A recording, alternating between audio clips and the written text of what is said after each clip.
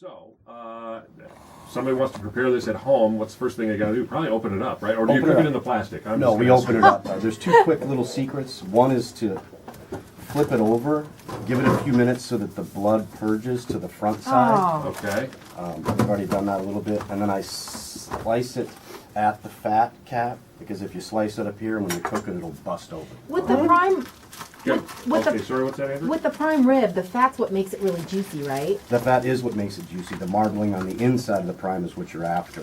The outside, you have to leave some fat on, of course, but you don't want too much. I actually leave the blood in the bag and then smear it right back on the top. Oh, Really? Wow, Oh, look at look. that secret we just revealed. There's tip number one, ladies and gentlemen.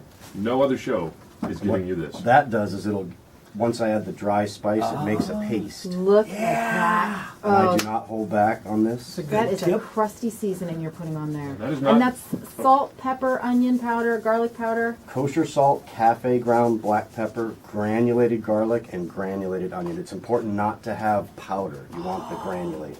Granulated. Granulated. Wow.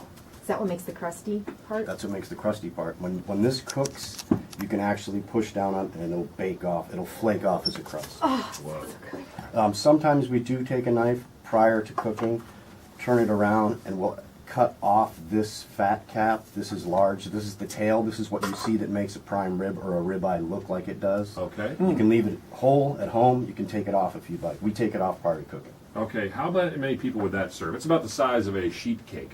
Typical prime rib, you can get 16 8-ounce cuts out of this. Okay. Now, some people want them bigger, 12, 14. Of course, it's going to go down. But my formula for banquets, if I need to know how many primes to fire for 100 people, the formula is 16 8-ounce per prime. Okay.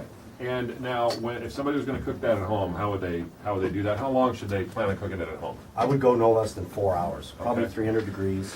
The center of the prime rib with the thermometer, in the center of the thermometer, 120 is a perfect mid-rare. You cannot go wrong. Mid-rare. Mid-rare. And prime comes out a little bit more rare than a typical steak, right? It does. Yeah. And of course, it's very important once you pull it to let it settle. You can't just pull it from the oven and start cutting because it'll purge all of its fine juice.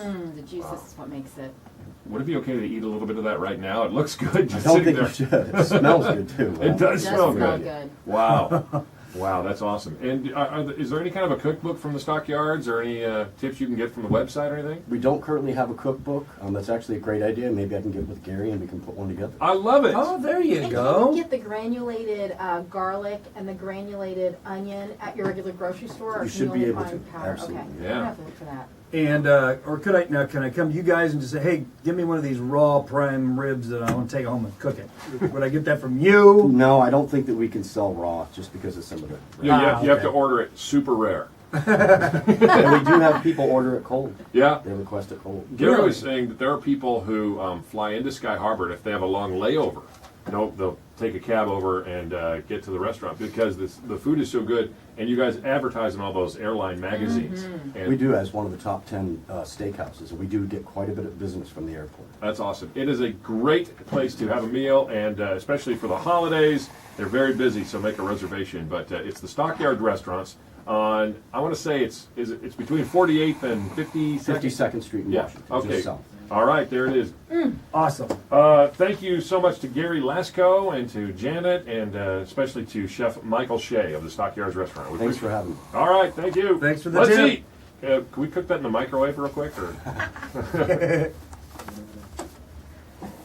So the granulated garlic